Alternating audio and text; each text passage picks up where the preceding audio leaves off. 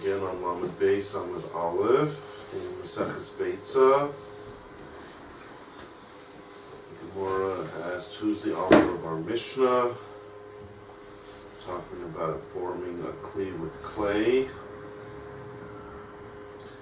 In the first version, we said our Mishnah is written by Rabbi Meir, who holds that as long as you form the kli, it doesn't have to go into the kiln, into the furnace to become a kli. Even the wet version is also a kli. That would conform with our Mishnah, which says you're not allowed to form a clay kli for holding the shemen, for lighting a candle. And the second version is what we'll start now. Ika da Amri. Ika da Amri Amar Rav Yosef Rav Eliezer Rav Tzadok. Right. According to this version, Rav Yosef is still the one answering the question, but this time his answer is a bit different. Who's the author of our Mishnah? Rabbi Eliezer bar Rabbi Tzadok. And where do we find him hiding, as it were? In the Mishnah. In the Mishnah in Idius. How do we know that? It says on the side of the Gemora, although yours might... yes, I got it. Idius. What does Idius mean? It's the plural of the word edus. Okay. So it's an entire masechta where a person says, I remember once hearing this said, I remember once hearing that said. So it's like people giving testimony about halachas that they've heard. So it's in the Tanya Idius. And after seeing Choronios, but the Horoso, Bo'hel Hamet.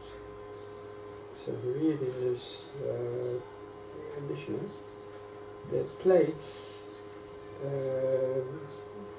from these little cities remain pure in a tent where there's a mace. Okay, what makes these plates unique? That they're not ground out, they're flat. Flat, exactly. Without a receptacle, there's no receptacle on the plate. It does not concave, it's just flat. Right. And still, they use it out there in those villages. Right. So he says, still, it's tahor in oil amaze. Right. Which means, as far as oil amaze is concerned, it's not a kli. So we sort of explained yesterday that maybe it is a kli, but still in oil amaze we have a special requirement that it have to be a receptacle. So if it's tahor, it's not a kli. That's kind of showing that it's not a kli. Except here we're saying maybe it really is a kli, just in tumas ohel amaze. It's a special chiddush in the Torah that just being inside of the same house or the same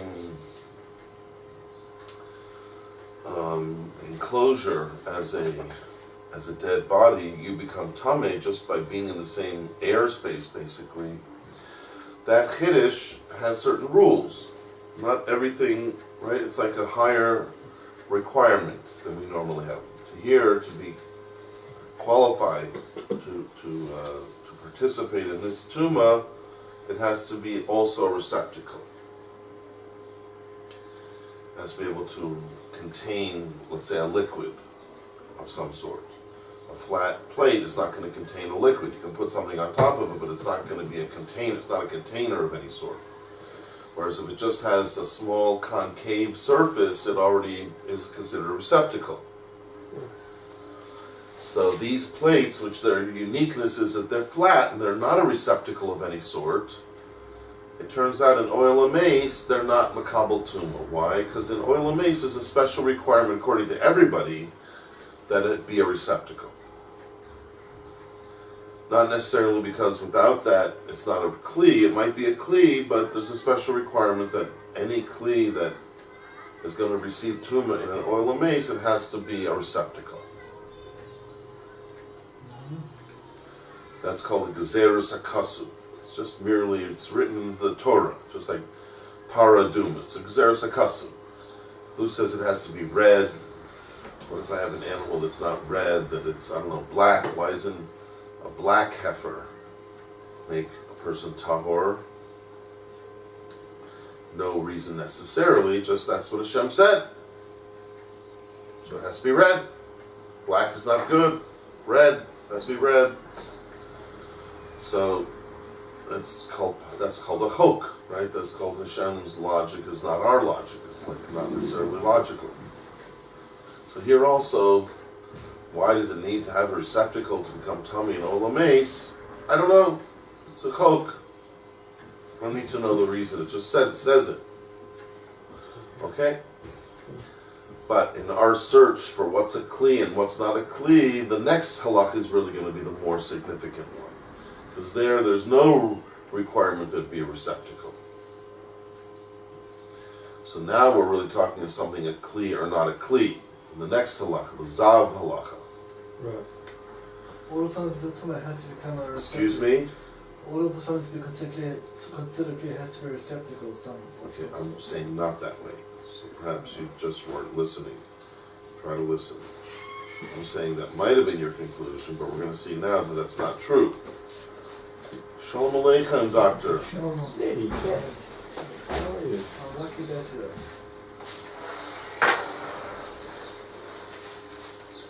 Shalom. Minados, how are you? Minados, how are you? Yeah, I can see you in the car.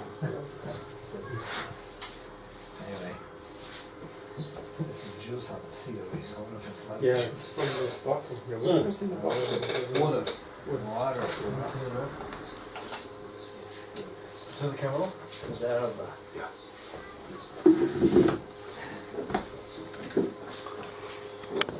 Both and sometimes just Yeah. about the camera. I can remember. Okay, so let's just reiterate. Rav Yosef is saying the author of our Mishnah is Rav Lazar bar Rabbi Tzadok. Why? Because we see that in regards to these flat plates, he said it's not makabel tumah even in a normal situation of tumah, which would be called masa hazav. Masa hazav is just like a normal situation of needing a kli to be makabel tumah. And he says it's not makabel tumah even in the normal situation to be makabel tumah. Why? Because it's not a kli yet. Why? What's it missing? Why is it not a kli? It's a nice kli. The people out in the village like to use it to eat their steaks. The answer is, but that's nice for those primitive guys out there. But to really call it a kli, it has to be finished product enough for normal people to want to use it, and that means it needs some kind of a small receptacle, even just to be concave. So you need to carve it out to some extent. So he must be the author of our Mishnah, which called the carving out of the kli, making it into a kli. That's what really makes it into a kli, the carving out, giving it a receptacle, giving it a concaveness. So that's what Rav Yosef is trying to say in the second version of our. Yeah, I know why you're a doctor. You sound so official. Okay. Although you could be a dentist when you talk about cavities. That's also true. Okay. So now, as in the first version, as actually we find Abai is a bit of a troublemaker all over Shas. We even had this morning in Bava Kama a statement of Rava that Abai picked apart and argued with. We have cases where Rabba, who was his stepfather and his Rebbe, he can take statements of Rabba and take them apart. And also Rav Yosef. Here we have Rav Yosef making a statement in both versions. Who's the author of our mission? To both times, according to both versions, whatever Rav Yosef said, Abai came and argued. And the argument isn't because he knows that his Rebbe's wrong, but maybe his Rebbe's wrong. And as long as you can say maybe you're wrong, that means you don't have a proof to what you're saying. It's not airtight. So Abai is very good at that. Maybe you're wrong. Maybe your comparison's not a good comparison. So just like in the first version, he offered that kind of a maybe you're wrong approach here as well. That's similar to this second version as well. Who would like to try reading Abaye's Kasha on Rav Yosef? Me? Okay.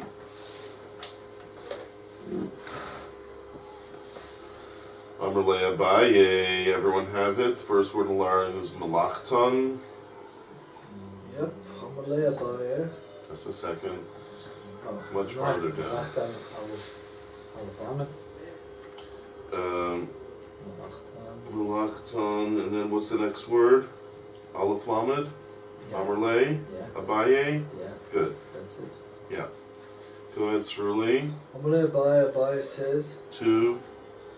to Rabbi Elazar, No.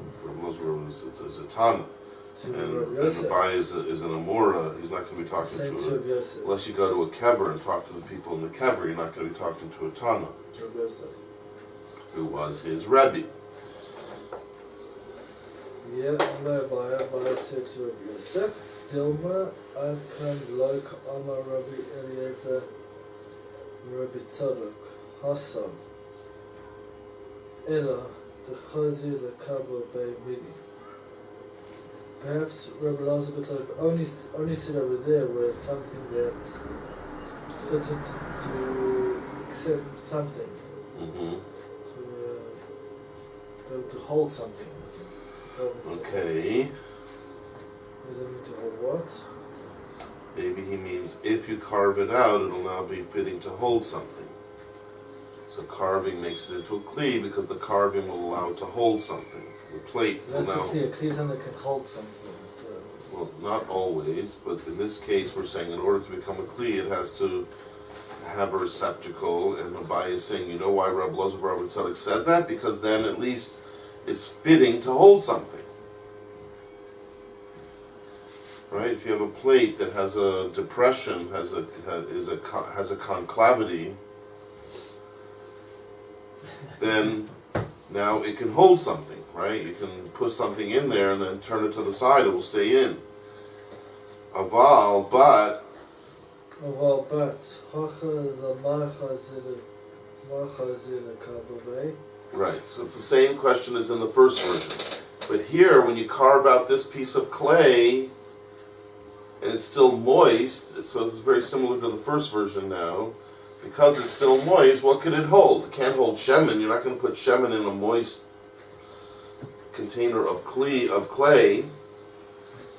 So what could it contain? What could it? So he's trying to say that maybe over there Rabbi Elazar Rabbi Tzadok says that hollowing it out would make it into a kli, but over here it won't even help. Because what can it be used for once you've hollowed it out? Okay? But isn't he talking about a flat clay? No, he's saying Rabbi Elazar Rabbi Tzadok says to the Tanakama, I need you to carve out this plate in order to make it into a kli. So what do we see? That he needs it to have a receptacle to be a kli. Right? Follow what I'm saying. Yeah.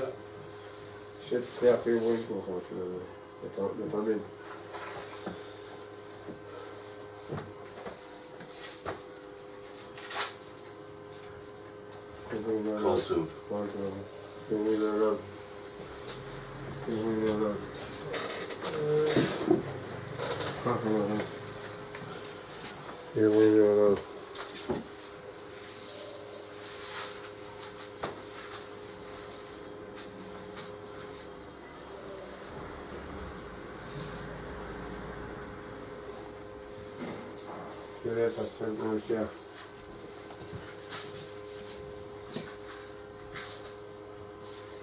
Okay, so you have to hear Rabbi Elazar Rabbi Tzadok as speaking in both directions, basically. He's saying to the Tanakama, without carving it out, it's nothing.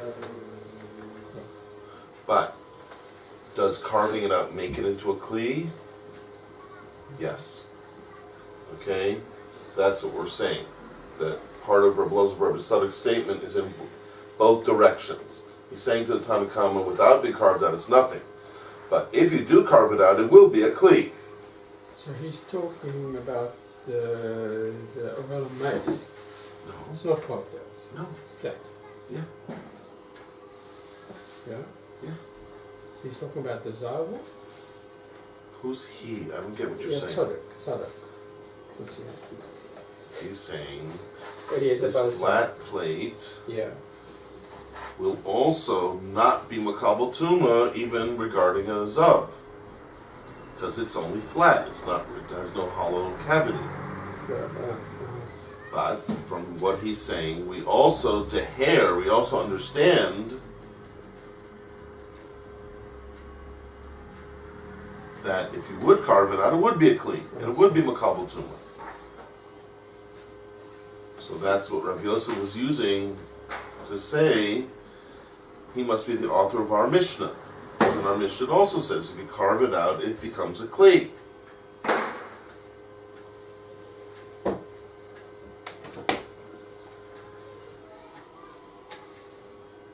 So somebody can accept coins that somebody's calling out, right? Let's not get into that yet. We're still in the kasha, not in the teretz.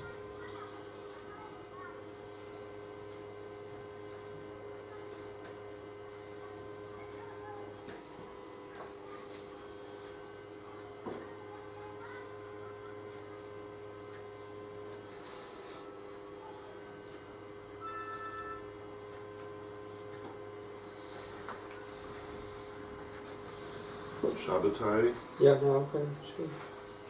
you with us? Last question today. By Yosef. We see over there in the Mishnah in Edios, Why would you say that Tamei b'mesher b'masal hazar? why would we say? Why would Who are we? Rabbi Eliezer Tanakama?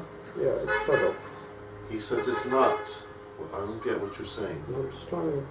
He says, Afasin Elfasin Archonios Torah Beitsa. Okay.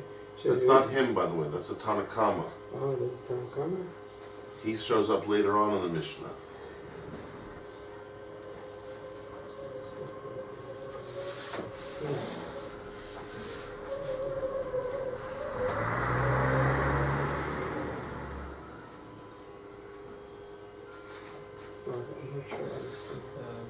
Just a minute. Achida Ma'amar Rabbi Yosef, Rabbi Eliezer, Rabbi Yitzchok, he. That's the author of the Mishnah is proposing, right? The Tana, that's in the Mishnah, it says, Al Fisim, Choronios, Tohorot Bahel Hamed, it remains pure in a tent, okay? But Tamei, the Masazai. That's the Tanakama. We promised you that in this Mishnah you're going to meet Rebbe Elazar Rebbe Tzadok, but we haven't met him yet. Oh, okay. He shows up afterwards in the second part of the Mishnah. All Rebbe Yosef said is that our Mishnah here in Beitsa is authored by Rebbe Elazar Rebbe Tzadok, who we find in the Mishnah in Edios, but we don't find him in the first batter's position. He's not the lead batter. So how do we know that from reading this? From reading what? It says that it is about Tzadok he. And then it goes on to say the Tanya. In the Mishnah. What those words that you just read are saying, our Mishnah, he means our Mishnah, right? Yes. Is written by Rebbe Elazar Rebbe Tzadok. Correct. Because we learned in the Mishnah, and now we have to wait to hear the whole Mishnah to know what we're really being introduced to. Oh, okay. So Now, when you start reading that Mishnah, you might have thought the first person is Rebbe Elazar Tzadok just from the context that it's being introduced as, but then you immediately see that it's not true, because right after whoever said the first opinion, we have Rebbe Elazar Rebbe Tzadok arguing. So I know the first opinion was not Rebbe Elazar Rebbe Tzadok. He's the one who comes afterwards and argues. Now, unless a person's schizophrenic and he's arguing with himself, Dr. Jekyll is arguing with Mr. Hyde, then this Mishnah won't make sense if you try to learn the Tanakhama's Reb Elazar Tzadok, and then Reb Elazar Reb Tzadok argues with himself.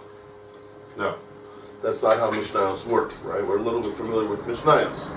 That the first opinion is given as an anonymous opinion without any name attached. Usually we call that the Chachamim, or the Rabbanan, or the Tanakhama. And then we're introduced to Reb Elazar Reb Tzadok as a dissenting opinion. And that's what Rav Yosef is trying to say. In that Mishnah in Idios, where two opinions are presented, Tanakhama versus Reb Elazar Reb Tzadok, I'm telling you that when you run into that opinion of Reb Elazar Reb Tzadok, which means the second opinion of that Mishnah, not the first, you'll recognize that his Shita is the same as our Mishnah. And he must be the author of our Mishnah here in Beitsa.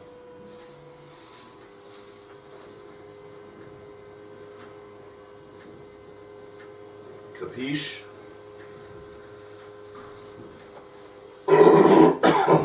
Capisci. It's Italian. I think that light show's still affecting me. What? It's Italian. It's a music show. Alright. Are we getting a bit closer to the light here? A little bit. Elazar Tzadok is arguing on the Tanakhama. There, in Idios. In which part of the Mishnah there regarding these flat plates that in the villages they like to use them for certain things?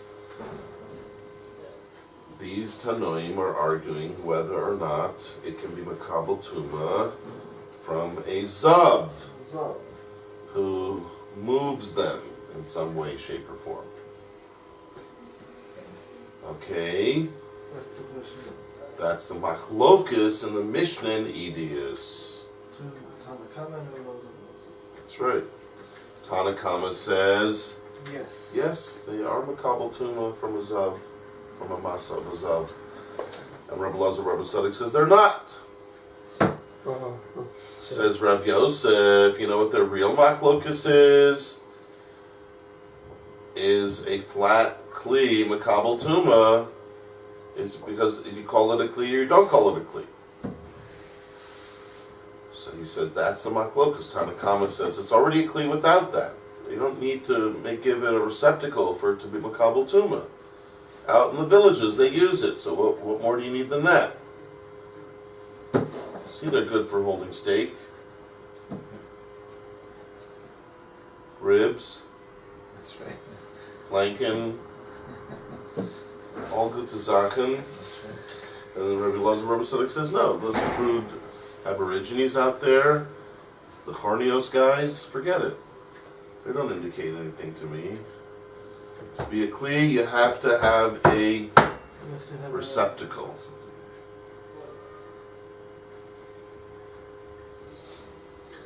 Okay?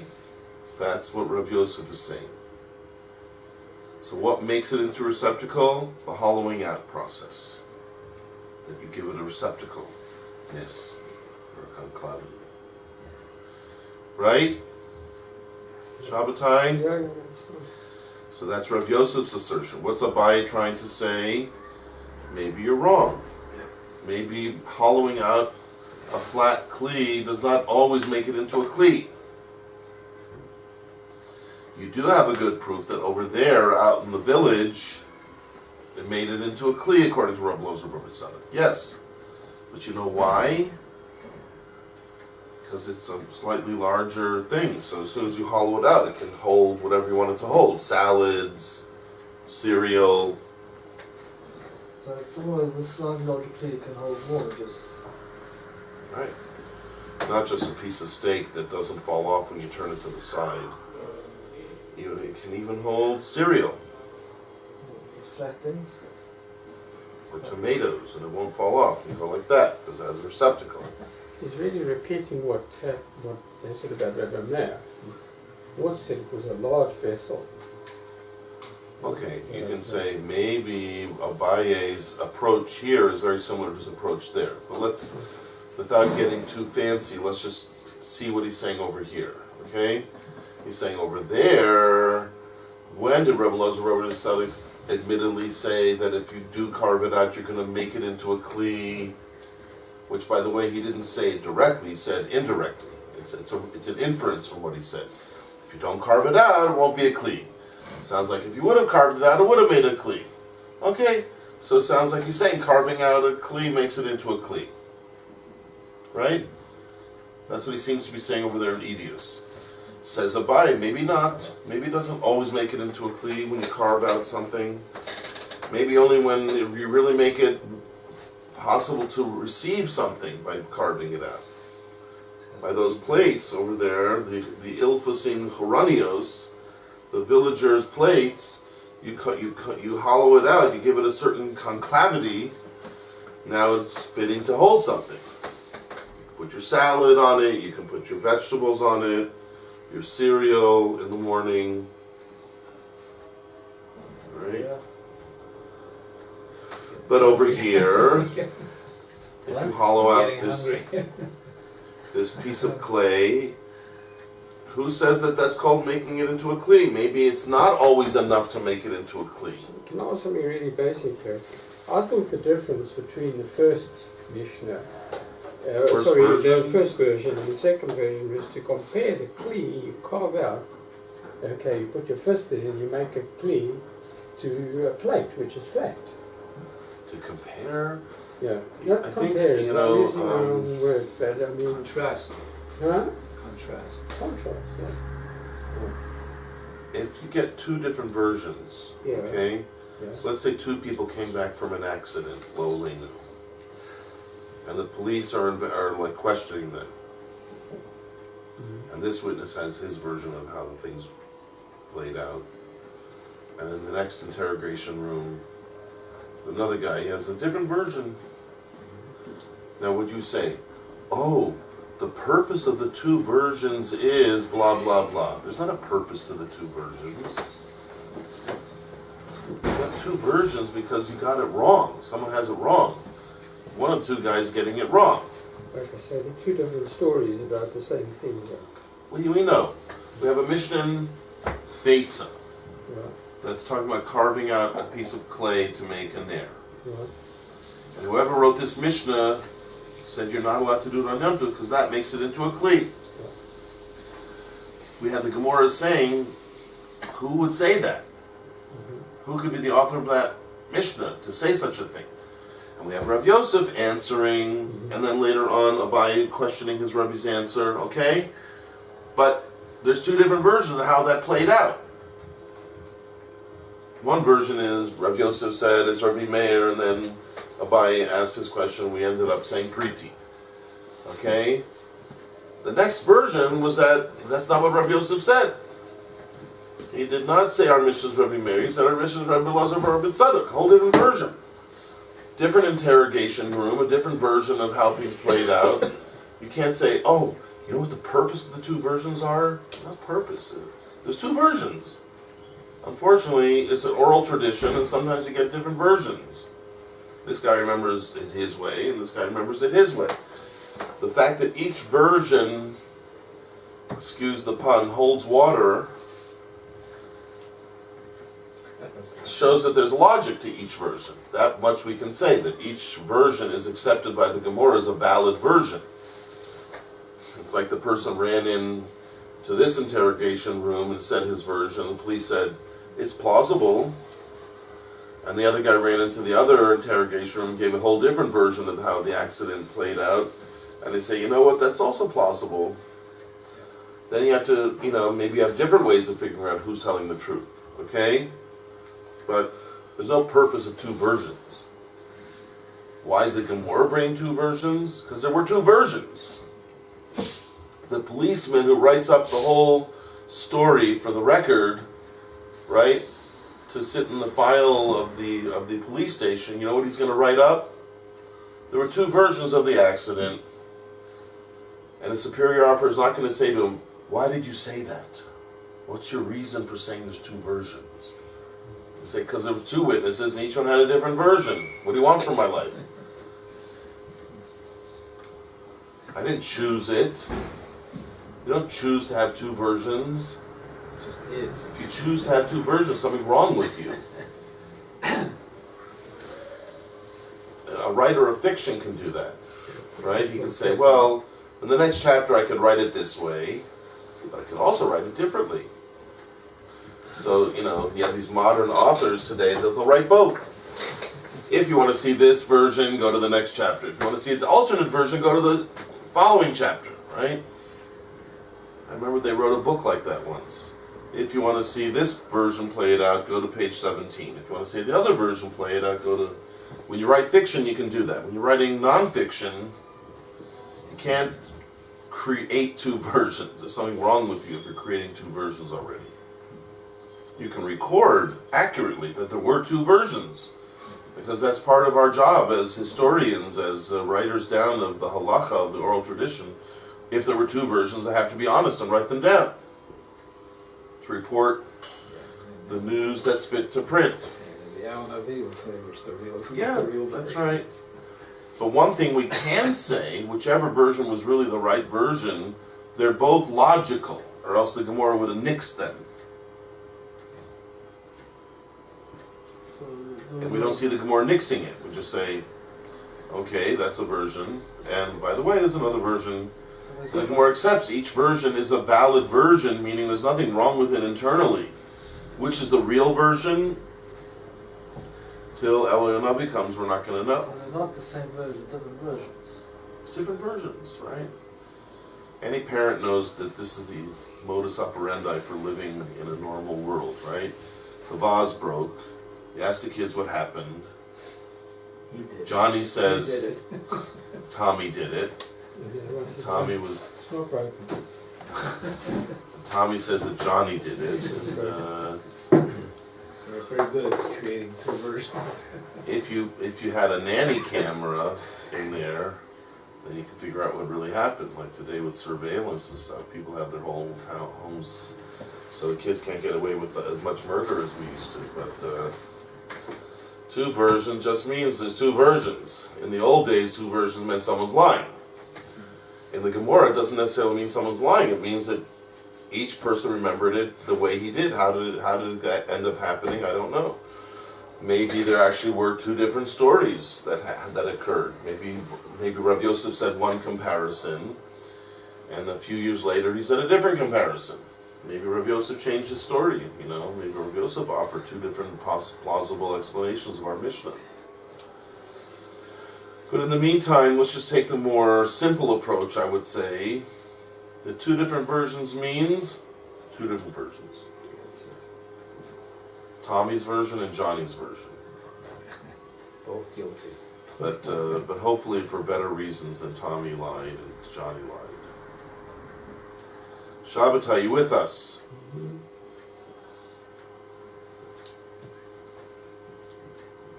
Inverted, yes. Okay.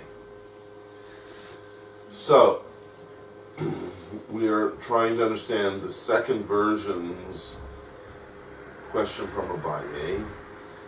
He's saying to his Rebbe, wait a minute, you're making a comparison between our Mishnah, where somebody is saying that carving out the clay is making it into a kli, to the case over there where Rav Yosef, Rav Elazar bar Rav Tzadok seems to be saying that if you carve out this ilfas, you'll make it into a kli. But he's saying maybe the two are not comparable. Maybe you're right over there in Edius that Rav Elazar bar Rav Tzadok is implying that if you carve it out, you'll make it into a kli. But maybe that's only because it actually serves a function when you do that. It holds something. It's fit to hold something, right? We know that that's part of the requirements of a kli is that it has to have a function. So if you need a receptacle, that receptacle has to be functional. So he's saying, fine, with a big plate, you hollow it out, give it a concavity that will give it a function. It can hold more stuff now. So therefore you have a good proof that Rav Elazar bar Rav Tzadok holds it. If you take a plate and you hollow it out, and you give it a concavity, that will give it a new function.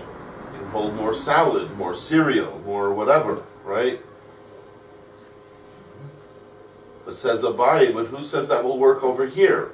In our Mishnah, somebody, whoever wrote our Mishnah, saying, you hollow out this kli, you hollow out this clay, you make it into a kli. Maybe that's not true that Rabbi Elazar Bar Tzadok would agree with that. Because maybe here there's not enough of a function when you do that. Maybe it doesn't have a proper, it can't really contain something. So maybe here it wouldn't work, or whereas over there it does work. So it's the same kind of argument that Abaye posed in the first version.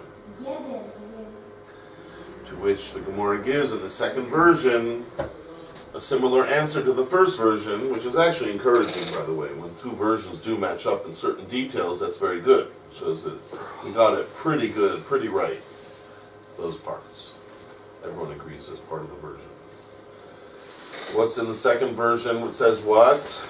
It could be used, this small bit of clay that's hollowed out now. Kabel pishti. The kabel shiti. Shiti, small coins. Small Even coins so, or small pieces of would that be metal. considered a receptacle? Hmm? Such a thing can still consider a receptacle? That's what the Gemara is saying. Now, in the first version, the point was because it was still wet, we didn't think it could be used to hold anything inside of it, and we're saying, yes, it could hold these little, let's say, coins. Or whatever. The second version, basically saying the same thing. It can be used to hold, to receive, to contain these small coins. So that is, again, this, in the second version, the same answer as the first version. Rav Yosef is saying, my comparison is a good comparison, because just like over there, when you hollow it out, it changes to a better function, it elevates the function to be able to receive and hold more things. So over here as well, when you hollow it out, it will definitely make it into a more functional kli to hold other objects, at least these small coins.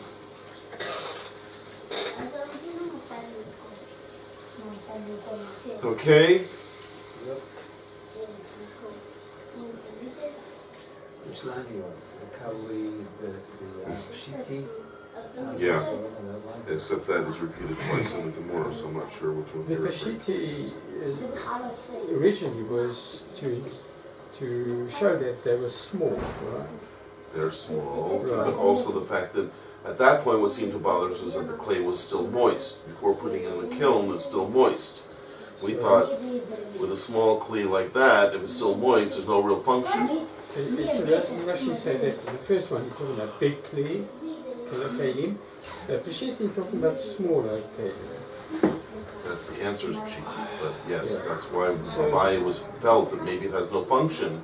It's small and it's still wet. Now how does that apply to the second story? The second It's the same idea, okay, that when you take a plate and you hollow it out, now it can have a higher level of function. So maybe that's when Rebbe Elazar says, you hollow it out, you give it a higher level of functionality, it's going to be a kli.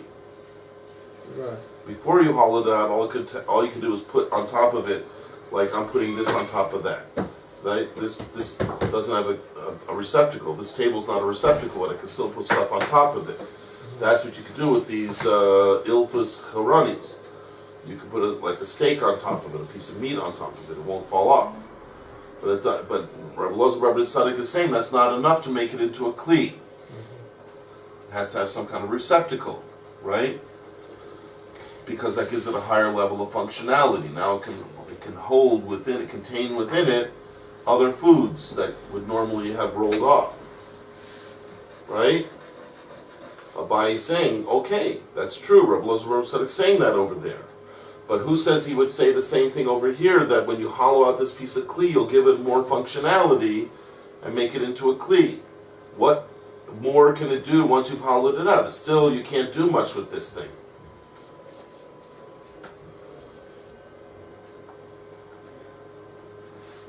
It doesn't bother me if it's for the same reason as the first version. As I said to you before, we're now getting into a territory of these versions where they are very, very similar. Okay, so it wouldn't bother me if they are similar, because I think that's actually a benefit to say that versions are similar. Right? Since it's an oral tradition, you would expect that people are very careful when they pass on the versions. So to end up with two different versions is pretty questionable. Why weren't they careful enough to pass on the tradition properly? So if you end up having the two versions that are extremely similar in certain aspects, I'm actually very happy to hear that. It doesn't bother me. Again, because no one's writing a new version to wanting to be unique. We're not trying to write a new version and trying to make it unique. There's two versions of what was said, so that definitely it would make sense that since they're both describing the same give and take between Abaye and Rabbi Yosef, that they would resemble each other in that respect. And the Peshitti kind of tells you that, doesn't it? I think so. I personally think so, but whatever, So that's the point of the second version, is saying Abaye this time around is saying again, over there you have a good proof that you have somebody who says hollowing it out makes it into a kli, but maybe that wouldn't be the same author of our Mishnah, because whoever is saying in our Mishnah that it makes it into kli is basically much more liberal, as it were, with his definition of kli, because there's much less. There's not a lot more they can do. This little piece of clay, when you hollow it out, and it's still moist, and not much more it can do now that you've hollowed it out. So maybe here it wouldn't. Remember, Rabbi Lozer, Rabbi Tzadok would say, you didn't really add very much to this piece of clay by hollowing it out at this point. Small little piece of clay, hollowed out, still wet. Can't really do much with it. So maybe here he would say it's not a kli. That's what Abaye keeps saying. Maybe you have to keep searching for the author of our Mishnah, not just settle for Rabbi Lozer, Rabbi Tzadok. Maybe he's not the author. We need someone who's more liberal, who would say even just one little tiny difference, the fact that it has a receptacle makes it different. Abaye is saying that's not true. Just because it has a receptacle doesn't make it into a kli. It has to have higher functionality. It has to do something better because of it. If you can't do anything more with it once it's hollowed out, then there's no reason to call it a kli. So the Gemora says, you're right. There has to be some level of higher functionality to now call it a kli. But even one little function will suffice. Being able to contain pshiti are now the new raison d'être. That too. So Pshita tells us they're all similar? They are similar. I'm not sure what you mean. They are Two similar. versions are similar. I don't want to know the two versions are similar. It doesn't really interest me. It's a side point. Are they similar? It's like not really the point of the. I'd rather look at each version separately, not to try to compare them. Okay. Even though they look a little bit similar sometimes, but that's not really the point. Who cares if they're similar? It's kind of nice if they're similar, right? But that's not the point. When you remember this Gemora, what do I hope you remember? Did I find a Tana who says carving out a kli can make it into a kli? Carving out a piece of clay makes it into a kli. Giving a small receptacle to a flat piece of clay, adding a concavity to it and making it into a receptacle, is that going to make it into a kli? So I'm going to remember a few things. First of all, I'm going to remember that according to Rabbi Yeshua, no, it doesn't. Until you put it in the kiln, it's not going to make it into a kli. I'm hopefully going to remember Rabbi Meir that says, no, you don't need to put it in a kiln. It's already a kli just by adding the concavity. And then I'm going to try to remember also Rabbi Lozer Rabbi Tzadok, who says, yes, when you hollow it out, it makes it into a kli. But without that, just a flat plate would not be a kli. And then I'll remember the Tanakama. Even a flat plate is. That's right.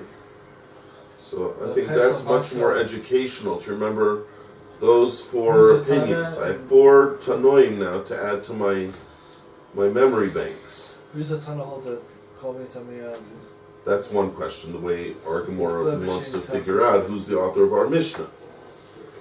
So that's one way you could approach this. But I think the more important point, the long-term value of this sugya would be to remember all 4 opinions that you were just introduced to.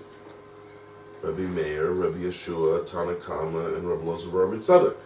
They're all talking about a continuum of flat, carved out kiln. How do I look at that continuum? At what point in that continuum does something become a kli? Right? Yeah. Where do you want to stop my hand? So say, according to the Tanakama in Idios, even flat is good. Doesn't have to have a receptacle to be a kli. So the Zava and the mace is like a red herring, they're just thrown this in? Zav and mace? Yeah. First of all, there's a Mishnah in Idios. So you can't say, well, the Mishnah in Idios was trying to figure out what... It's an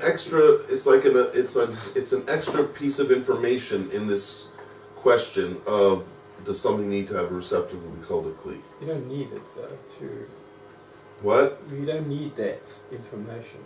Well, To get the to the Mishnah, conclusion. whoever designed the Mishnah in Idios felt you needed to know it. He's telling you two facts. If you have a flat plate, it won't be makabel tuma in the ola mace because there's a special requirement there for receptacle. Right. It's an important thing to know, isn't it? Now, regarding other types of tuma, does it need to have a receptacle? That's a maklokas tanoim. But everybody agrees on oil and mace. If it doesn't have a receptacle, it's not makabel tuma. It's an important thing to know, I think. Right? No, what I meant was that is it important to know, because the question is who wrote our mission. That's our question. It's like hundreds of years later somebody wanted to know who wrote our Mishnah. But these Mishnayos are valuable in and of themselves. If you're trying to map out what happened in our Gemora, then you have to start to go through what our Mishnah said, what Rav Yosef tried to say, what Abai said, then you're going to go on a whole different journey. Right.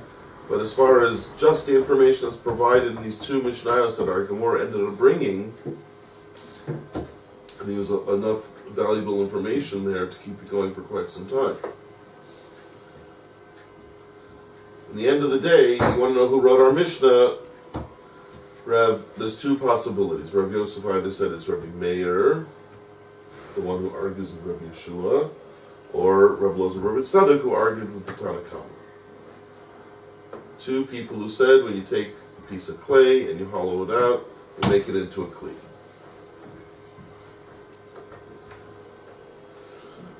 But, again, the question of whether a kli has to have a receptacle to be called a kli, that to me is a much more interesting question in the final analysis. To know that there's all these different opinions, and they have to speak to each other. So the first one, to say that a flat kli is not makabel tuma in the ola mace, that seems like everybody would agree. Because the special pasuk that where Medayik says Rashi in ola mace has to be a receptacle to be makabel tuma. Then I have a question about it being a regular kli and makabel tuma in a regular situation of tuma like masa vazav. And I have a maklokas, Tanakama, and Rabbi Elazar Rabbi Tzadok. If you need it to have a receptacle or just being flat is enough.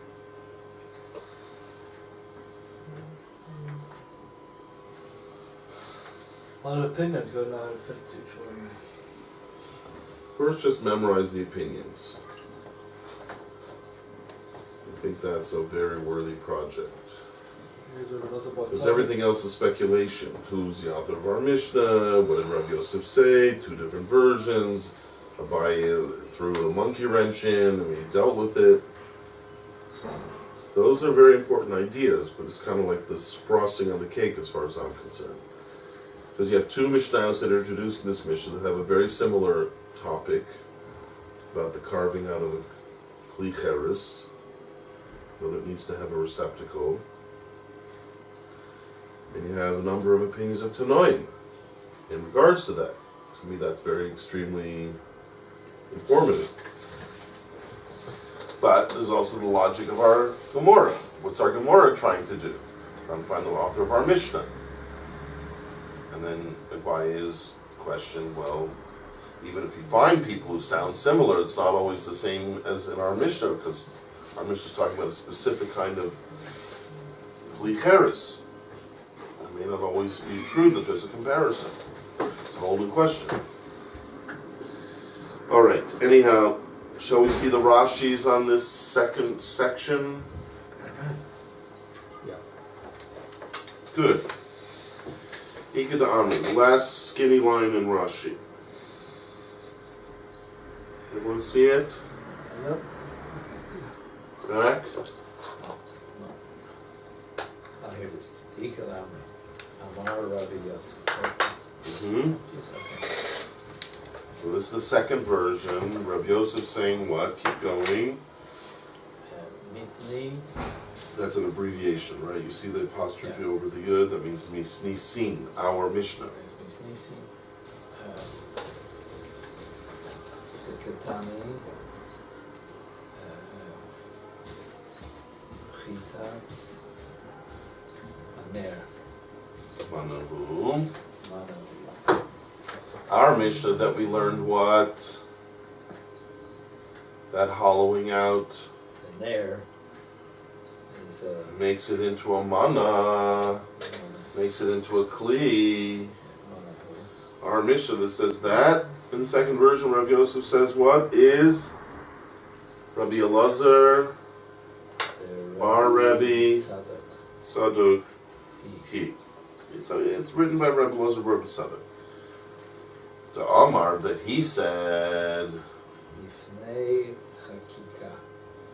that before you hollow something out, it's what lav manahu. It's not a Before you hollow out the flat plate, it's not considered a proper kli, and that's why the zav is not matamid. So I can say our Mishnah is the same person. Aval Hakika. mashvei. Makes it a mana. That's right. Hakika will equate it to be a mana, meaning we'll make it into a mana. We'll make it into a kli. Okay, so that's just straight Rav Yosef, right? Rosh is just giving you the shot in Rav Yosef. He's looking at our Mishnah, he's looking at the Mishnah in Idios, and he's saying, I found a shidduch. Our Mishnah, which says that carving it out will make it into a kli, is Rabbi Elazar bar Tzadok, who says over there also, carving it out will make it a kli. Perfect shidduch.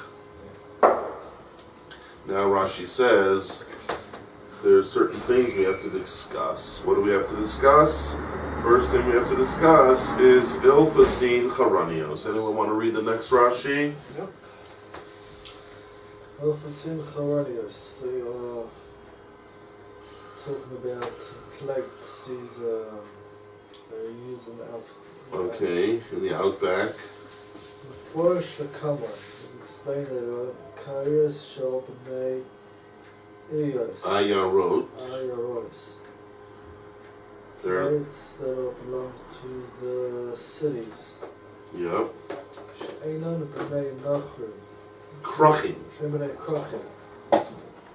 They're not members of Krachim Gedolim. They're not B'nai Krachim Gedolim. Not cities of Manhattan. Right. They're like rural. We're rural cities, rural towns. Townships. I wonder what the Bushman is. Yeah. Okay. Okay, so that's why he speaks specifically about these kind of plates that are used specifically out there, because those kind of people, they're very down to earth, right? And we're talking about plates that are made out of earth. So being down to earth is good. They are what? Einan. They're not likely on Naskin. Right. They're very down to earth. You give me a slab of clay, I'll put my steak right on it. No big shakes. And therefore, Mishen Nifshata, as soon as it gets straightened out, right, as soon as you take this thing, you straighten it out into a slab of clay, they could eat on it their steak. right? They just throw the steak right on this flat plate, and they're happy. They're happy as can be. Okay? They're not like people in the city that are all stuck up and worried about whether it's etiquette or whether it's fashionable or whether it's, right, liberal.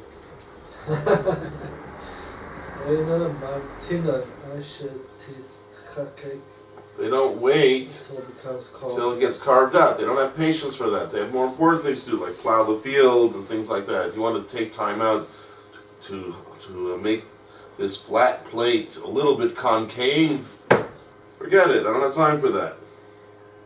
They can't wait for that, and they also certainly can't wait for what? V'titzaref v'kibsha, to get it fired up in the kiln. They don't have time for that. You have a piece of clay now that I can throw my steak on. I'm happy as can be. Very basic people. Woodstock. Yeah. So the Tana Kama says they are what? Tahoirais b'oil ames. Wait, Shabtai, you want to do a bit of reading? Tohoros ba'ol ma'is, that they are pure in a They're not makabel tumah in oil ames. Legabei. On account of. No, concerning. Concerning. Machmat is on account of. Legabei means concerning. Concerning, or hell, hames. Concerning that area of halacha, Inyan bo'inan, we require toch. tuch. We have to have an inside Kli. It has to be an inside of the Kli. Talking of the cavity, right? Yeah. It has to be an internal part of the Kli. Oh, I see. Toch the key. So the key has to have a. A Kli cheres at least, right? Yeah. How do we know it's a gezeres akasav? Based on the pasuk, what can we do? Torah says, "Ksiv pasuach." Any kli that's open becomes tameh. Says the Rashi says, if you tell me it's open, mashma, it implies yeshlo petach. It has an opening, right? You don't talk about it being open unless it has an opening. That's a no-brainer. Okay. V'kein l'kol tumas maga. So Rashi adds an interesting thing here, because we just finished saying that there's a special pasuk that to be tami in an olames, it has to have a receptacle, because of this idea of being pasuach. And Rashi adds at the end, it's also true for tumas maga. Certain tumas are transmitted through touching, right? So those kind of tumas will, for a kli cheres, regarding a kli cheres, a pottery kli, if it's going to become tummy through touching, it also has to have a receptacle. Okay? Yeah. But it turns out that a zav, if he just moves the table and the kli moves because it was on the table, that's called masa or hesed. That does turn out not to require that. We don't have a special requirement there. So the Tanna Kama says these special flat plates, these villagers' flat plates.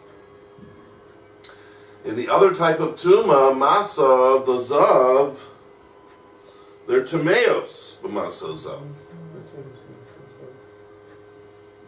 Even without a receptacle.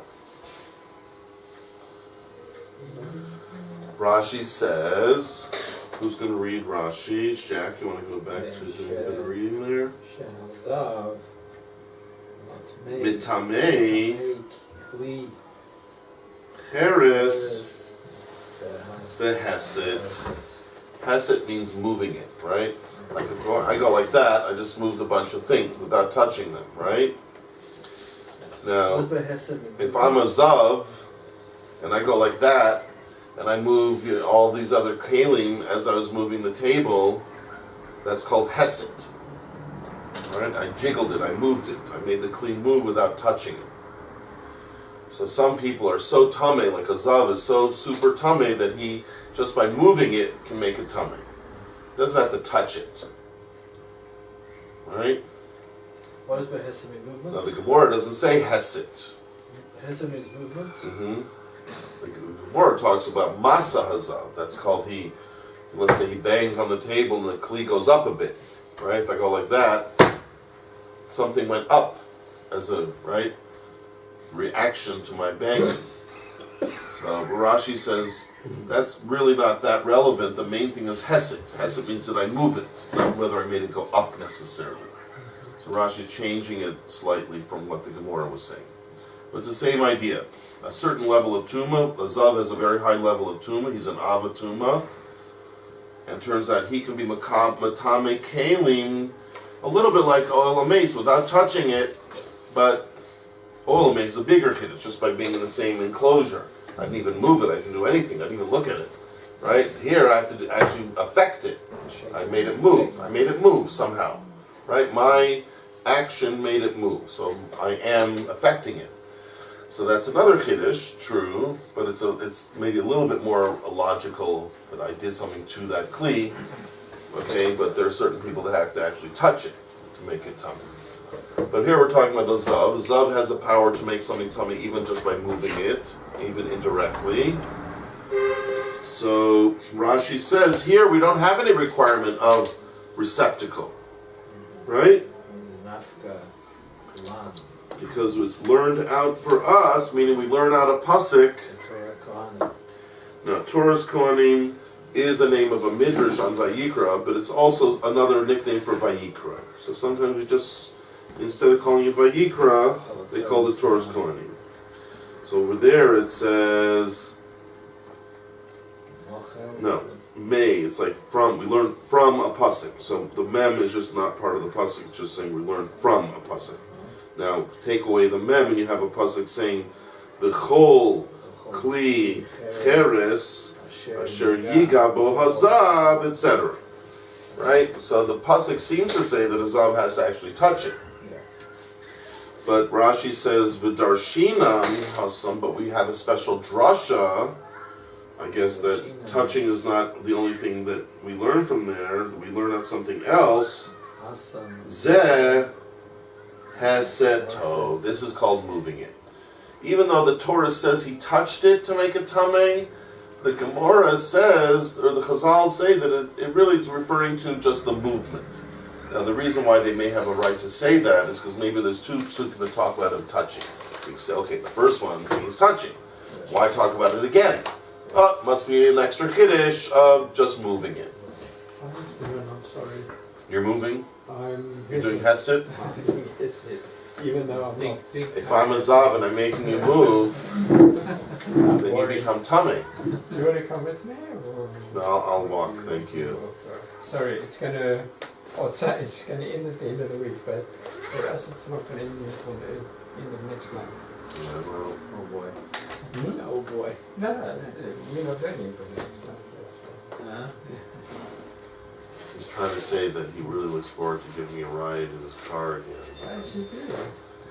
That's right. Thanks Barcat and all these other cats Oh yeah. for having helped him run away to get home. So pleased he's getting to a higher level. Very high. Yep. Thank you. And Aliyah. See you tomorrow.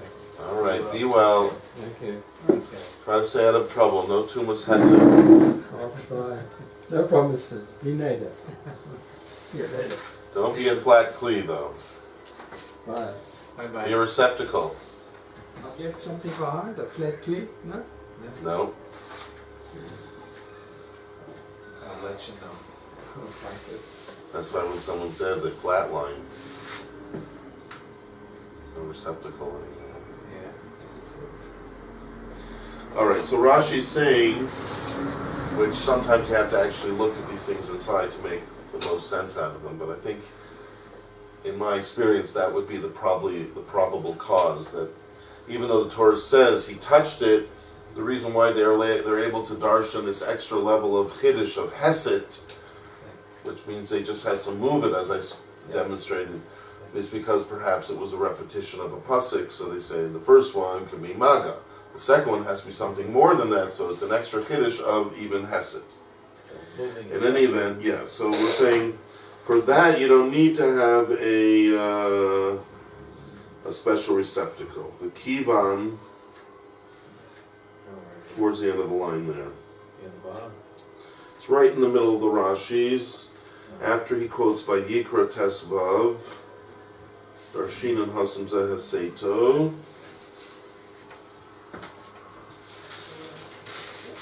Okay, the point is, Rashi's trying to explain the Tanakama. Tanakama says this flat plate, in the villages they use it for, let's say, putting their meat on it.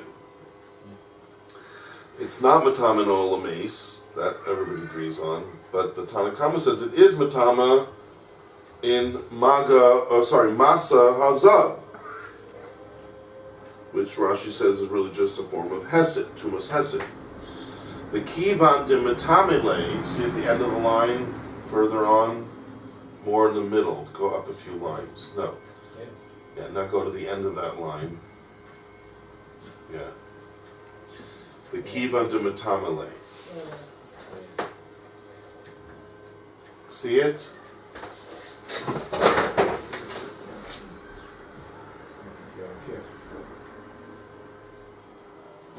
Kivan. Yeah. And since the Tanakhama says that a zav could be matama this flat plate, Hesed. at least hesed, may avroi, from the outside. Touching from the outside. Yeah. Outside. So therefore, Lo by toch. we don't need a receptacle. We don't need an inside. Right? So basically Rashi's going to prove that in these situations of a zav being matama through hesed, based on the way Rashi's presenting the drushes of Chazal, that's why you don't need a receptacle in that department. Not like in oil mace where we had a pasuk that seemed to say we do need to have a receptacle. Here we don't need a receptacle. We need a toch. And now going into the Tanakama's point, Savar Tanakama, the Tanakama holds they are kalim. These flat plates are kalim. That's why a zav could be matamit if he just moves it. Him kamos shehein. Use it as it is. People use it as it is. Out there in the villages, people use it as it is. They don't need to be developed anymore. They use the flat plates. They don't care. They don't need it to be developed anymore. They use it as it is, as is. So therefore, Hilkach,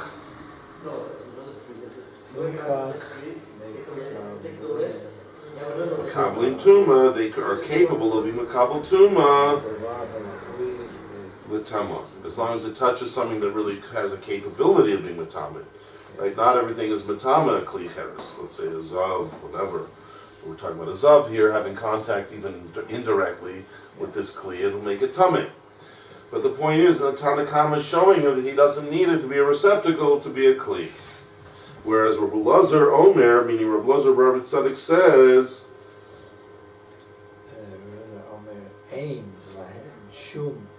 Tuma. They don't have tumas in Olam Mace. They don't even have tuma of a masa of zav.